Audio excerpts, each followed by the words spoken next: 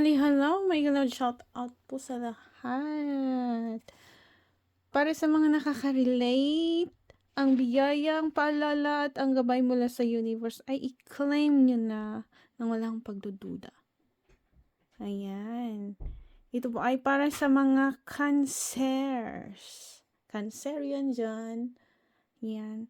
So, yung past nyo po ay stable. Galing kayo sa pamilya ng komportableng pamilya, komportable yung pamumuhay, so lahat-lahat. Ayan.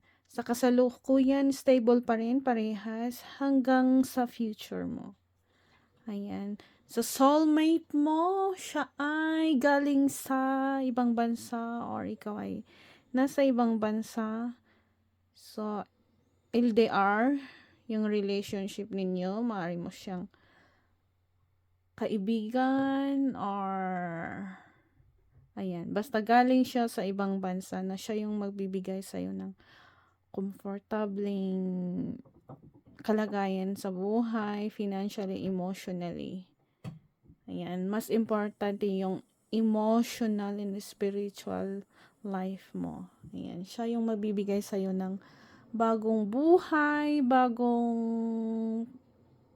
lahat ng klase ng inaasam mo sa buhay. Ayan. So, sa health nyo, ayan, kailangan mong itigil kung ano man yung mga hindi nakakatulong sa health mo. Ayan.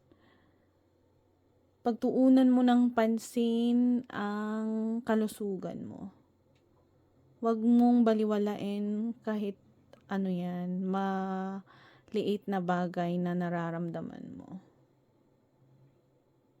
Yan, kasi darating ka sa breaking point na hindi mo kakayanin ang sakit. Ayan.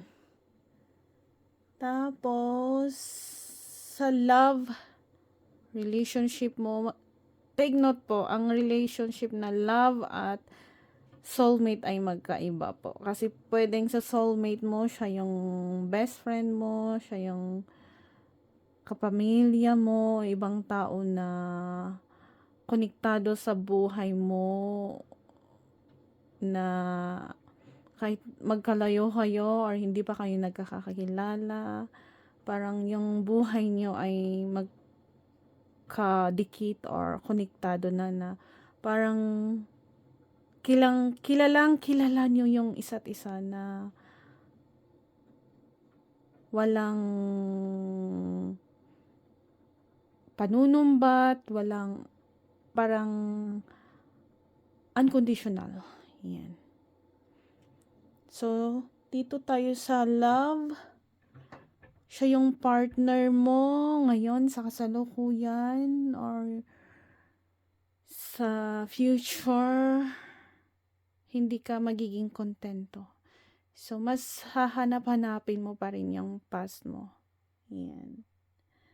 Tapos, sa money, career, may mga disappointment para sa business na plano mo or sa lahat ng career, ng trabaho mo, hindi mo siya masyadong pinagtutuunan ng pansin kasi kontento ka na sa kung anong meron ka. Ayan.